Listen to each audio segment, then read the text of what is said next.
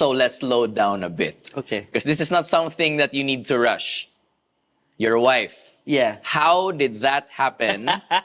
In the middle of all of these crazy things of leadership and discipleship and makadate-date pa ka? How did that happen? Here's the beautiful thing. So basically, Carla's my wife. Yeah. We met in church. Mm-hmm. She became one of the leaders in church, and we were such good friends. She was growing her ministry well. She's taking care of a lot of young girls and a lot of women under her discipleship group. And I think that just with that, we were good friends already. I was already single for 3 years by this time. Because when we met, we were in different relationships. That's an entire different story, right? So when we met, we were in different relationships. So we were just good friends, and I think that was a good foundation that we've known each other. Just when we had different lives and when we had different seasons. Okay. There was no pretending. There was no trying to impress somebody. Yeah. So I just got to know her heart already just for the church. And I had my fair share of relationships, right? Got engaged before. I was in an 8-year relationship. So after that, I learned a lot of things. And one of the things that I learned was, God, I wanted to have a wife that I don't need to convince with where I'm going. That's good. We have to stop right there. I have to have a wife who I don't have to convince where I'm going. That's right. Some of these guys trying so hard, man.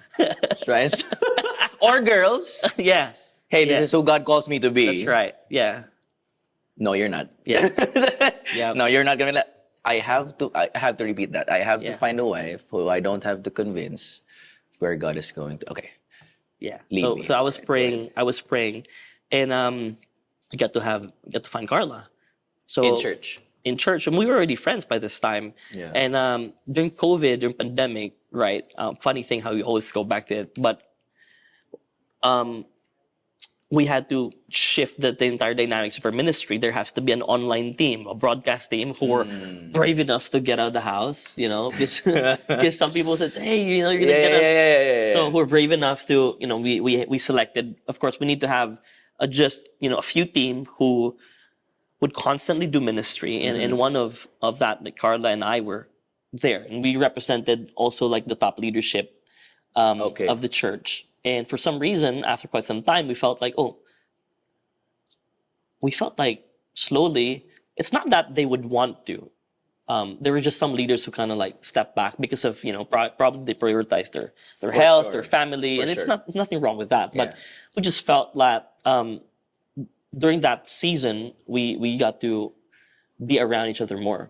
And a time came that I got to see Carla, and she was going through a breaking season also because she just got out of her relationship. She was a year, single. Yeah. And I got to witness that. Got to witness her, breaking season, her breaking time. And I started to wonder, because I thought that the path towards us being together, that road was closed. Yeah.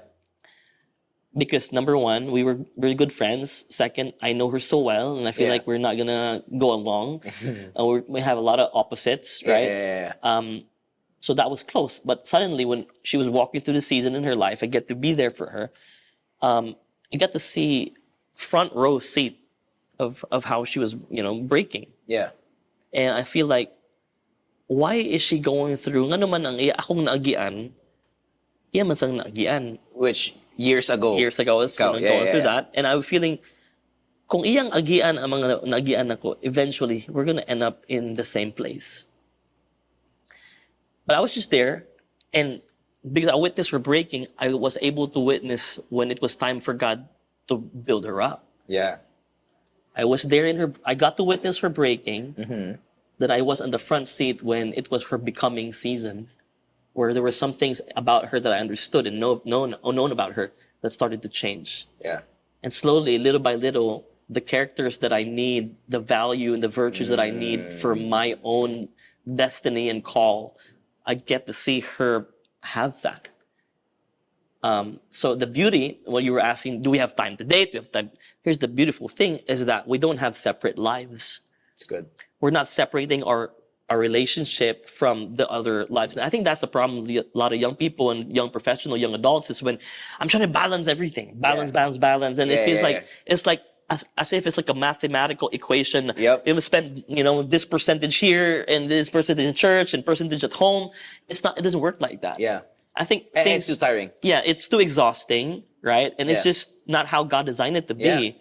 Yeah. If we just put Christ as the center of everything and let our lives revolve around Christ, I don't have to balance it. I just have to embrace it. Yeah. Of course, there are priorities. Mm-hmm. Of course, there's order. But the beautiful thing is that because like what I said, I prayed for a wife that I don't have to convince with where I'm going. Mm-hmm. I have the assurance of where she's going is where I'm going. Wow. That's good. And we did not have, I never felt that our relationship was in competition with my ministry. That's good. Because that's our lives. She understood that before she said yes. Mm-hmm. And we would just do things together. If we would have a meeting, we'd do it together. After the meeting, we'd spend time, we'd have coffee, talk. And it doesn't feel as if it's a thing to do. Mm-hmm. Rather, it was just, I felt like, in reality, when we got together, my life got easier. Yeah. My ministry got lighter because the helper is now here. Yeah. Wow.